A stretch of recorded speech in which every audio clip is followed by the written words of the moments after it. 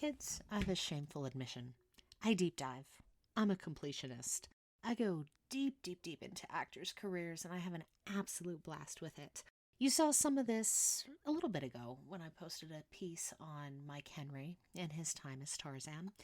Well, we are returning to the piercing pop culture deep dive well today with a bit of an archival piece. This is something that I published back in December over on Substack and on piercingcinema.com. And this is a passion subject. Ann-Margret is a performer who's lived in my pop culture consciousness for longer than I care to admit. Over the course of her almost 65-year career, she's appeared in many of my most formative films. From Bye Bye Birdie to Grumpy Old Men, these are the movies that made me, well, me. There's been one film, though, that stood the test of time, perhaps more than any other. Friends, I've been watching Viva Las Vegas for as long as I can remember. My family used to watch the bubbly Elvis picture every year before the annual family pilgrimage to Las Vegas. If I'm speaking honestly, though, the 1964 Elvis Presley feature is my favorite of his lengthy movie career. Nothing else has really come close. Is that a hot take? Lukewarm, even? Viva Las Vegas follows Elvis Presley as Lucky Jackson, an aspiring race car driver doing everything he can to get his car ready for the Las Vegas Grand Prix. Life gets complicated, however, when he finds himself forced to work for his keep. Ann-Margret co-stars as Rusty Martin, a plucky hotel pool manager who just so happens to have amazing chemistry with Elvis. These two really should have made more movies together. William Demarest, Cesare Danova, and Nikki Blair co-star in Viva Las Vegas. In the early scope of Ann-Margret's career, Viva Las Vegas shows the actress hitting her stride and easily finding her footing. She's at the top of her game at this point. Her charisma and confidence reverberate off the screen. Ann-Margret hit the industry with 4 dynamite roles in as many years. Her screen debut came in Pocketful of Miracles in 1961. State Fair followed quickly in 1962. She starred in Bye Bye Birdie in 1963. And Viva Las Vegas came the following year. To this day, the many who think of Ann-Margret likely do so with the image of her as a swinging mid-60s sex kitten. Heck, when you run a Google image search, half of her top 6 images, in my search at least, come from this prominent middle phase in her career. In fact, Viva Las Vegas forms a bit of a transitional phase, coming just before she starred in the delightfully titled Kitten with a Whip in 1965. What has long interested me, first and foremost, though, is the earliest years of her career. Those first 4 films. I made up my mind long ago that we pigeonholed Ann-Margret. She's more than simply the sex kitten we're so anxious to label her as. Frankly, there's more than I can fit in a podcast episode of this size. When I ask you to think back on femininity of the 1950s, it's not hard to come up with an image. Millennials among us likely remember staying home sick from school, and if you were anything like me, you watched the Leave It to Beavers, the Donna Reed shows, and the I Love Lucy reruns that played on a loop during the day. As decades have passed, we've actually been quite guilty of pigeonholing the 1950s into a comfortable little image of white picket fence suburbia. We remember the simplicity, the sitcoms, the consumerism. There's so much more that can be said. After World War II internalized, societal expectations held that women, many of whom had taken jobs during the war, should return home. Existing as a housewife and raising a family was the goal. It was the aspiration, even if many might not have been ready.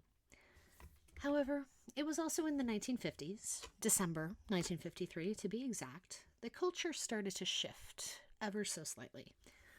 Hear me out. This is when the first issue of Playboy hit newsstands, featuring cover girl and now iconic actress Marilyn Monroe. And most who haven't been living under any size of a pop culture rock have likely seen the widely recognized snapshots and know the stories behind them. In the 1950s culture, we can automatically guess where Playboy would sit with everyone within, quote, proper society, unquote. I'm not prepared to say that the establishment of Playboy ushers in a completely new way of thinking. It didn't change much. However, the seeds that are planted during this era, which is far more complex, are fascinating to me.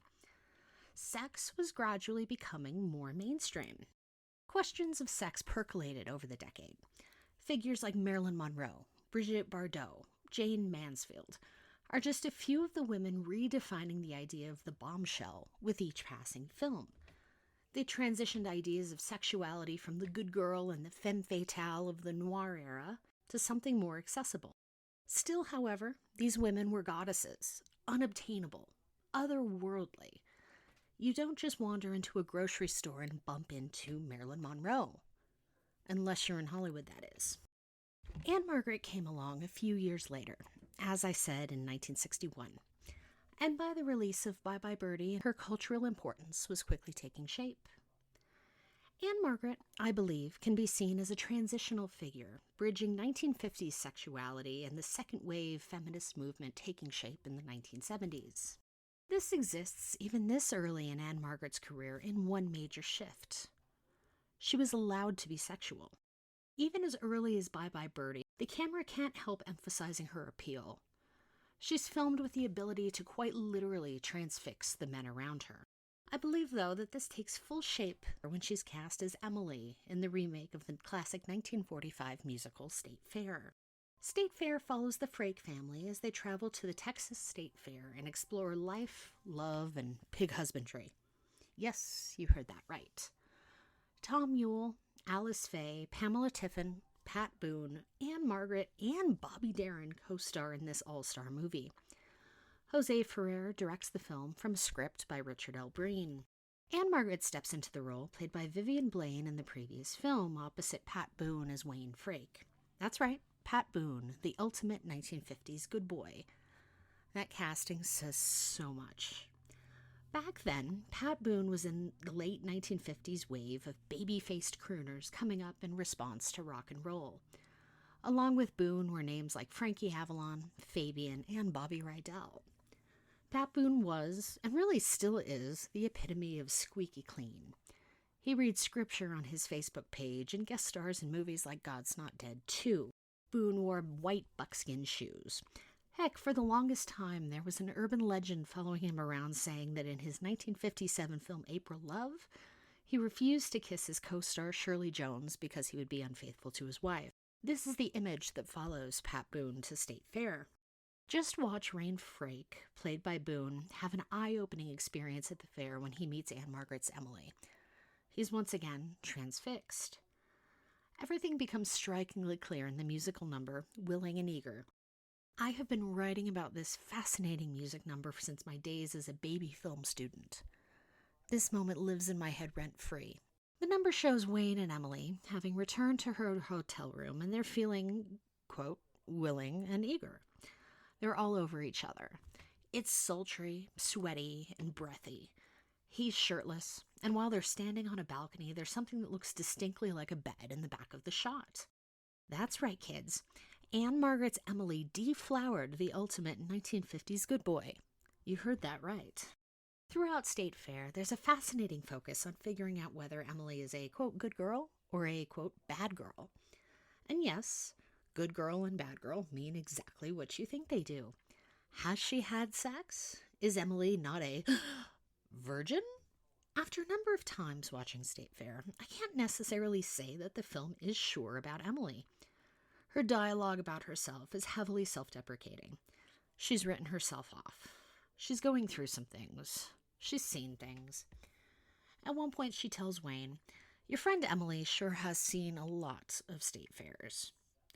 I'm thinking she's not exactly talking about state fairs in that line, if you know what I mean. At the same time, though, I don't think that the film sees her as written off. She's not unredeemable. She's not evil. At this point in time, the United States was coming out of an era that needed to punish a certain type of woman. The bad girl. The woman with a certain amount of, let's say, experience. All you have to do is look up femme fatales to read about some of these delightfully devious characters. However, it's just as often that their crime is they have a past. They've had fun, and they haven't saved themselves. I'm not going to give spoilers for this 63-year-old film, but in a movie that fixates on whether Emily is a, quote, good girl, we can easily infer that she does have a past. She's never explicitly punished. Heck, I think her character judges herself far harder than the film does as a whole. This likely stems from the fact that we're watching through Wayne's eyes. However, shot even a few years ago, they could have ended this film in a far different way.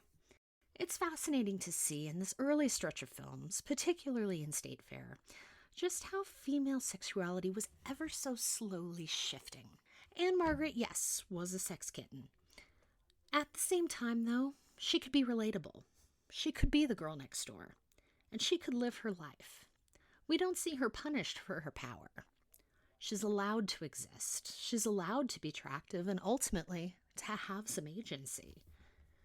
In each of her characters, Ann-Margret has power. She exists certainly as a figure of desire, yes, but also of an aspirational femininity. I mean, Elvis pines for her in Viva Las Vegas. Bobby Rydell's in awe of her in Bye Bye Birdie. Pat Boone's transfixed by her in State Fair. But she's never virginal, and in later films we get to see her existing in her own world. She's traveling, she's working, and she's being a gorgeous woman with means. She shows Hollywood asking some questions and ever so gradually realizing that a woman didn't have to be a good girl or a bad girl. She could be a bit of both. Most of us are. Thank you so much for joining me here at Piercing Pop Culture today. Like I said, this was a archival piece originally posted on Substack and Piercing Pop Culture in December 2025. I look to do more of these historical kind of write-ups, and I'll have some archival looks coming up as well as things like the Virginian coming soon here.